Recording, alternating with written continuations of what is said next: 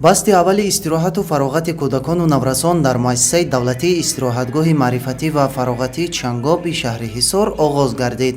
Ин истироҳатгоҳ дар марҳилаи аввал зиёда аз 190 нафар кӯдакону наврасонро аз шаҳру ноҳияҳои ҷумҳурӣ, хусусан мактаб-интернатҳо ба истироҳати бо фароғат ҷалб намудааст. Дар маросими ифтитоҳи басти якум волидайни истироҳаткунандагон, намояндагони иттифоқҳои касабаи соҳаҳои гуногун ва масъулини мақомоти иҷроияи ҳокимияти давлатии шаҳри Ҳисор иштирок намуда бо шароиту имкониятҳои истироҳату фароғат дар ин даргоҳ шинос шуданд.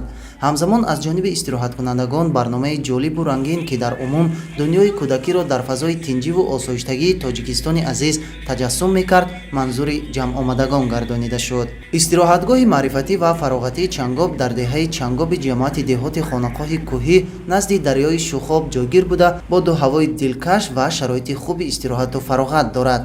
Ин даргоҳ бо бунгоҳи тиббӣ, ҳавзи шиноварӣ, майдончаҳои варзишӣ, ошхона ва хобгоҳҳои барҳаво таъмин буда мувофиқи реҷаи муайяни рӯз фаъолият мекунад. дар ин макони фароғатӣ омӯзгорони ботаҷриба барои назорати истироҳаткунандагон мавсимӣ фаъолият намуда, мураббияҳо аз рӯи барномаи таълимию фароғатии истироҳатгоҳ кӯдакону наврасонро ба ватандӯстию худшиносӣ роҳнамоӣ менамоянд. дар истироҳатгоҳи Чангоби шаҳри Ҳисор бисёр ҳам бозиҳои шавқовар ва дар шомгоҳон бошад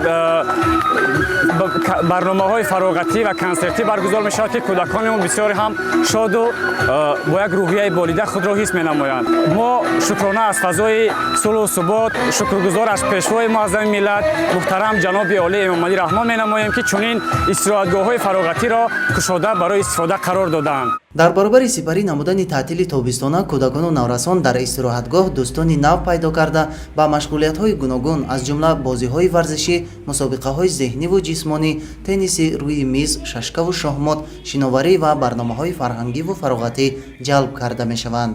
миннатдории худро ба асосгузори сулҳу ваҳдати миллӣ, пешвои муаззами миллат, президенти ҷумҳурии Тоҷикистон муҳтарам Эмомалӣ раҳмон мерасонам ки барои мо кӯдакон тамоми шароитҳоро муҳайё намуданд.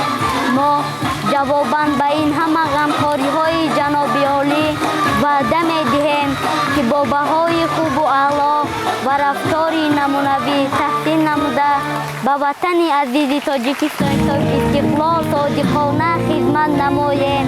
тавре масъулини истироҳатгоҳи Чангоб иттилоъ доданд, кӯдакону наврасон дар як баст 12 рӯз истироҳат менамоянд. онҳо 4 вақт бо хӯроки гарм таъмин буда пайваста зери назорати табибону омӯзгорон қарор доранд. барои истироҳати бо фароғати кӯдакону наврасон тамоми шароити зарурӣ фароҳам гардида, бехатарии онҳо ҳангоми варзиш, оббозӣ ва дигар машғулиятҳо пурра таъмин карда шудааст.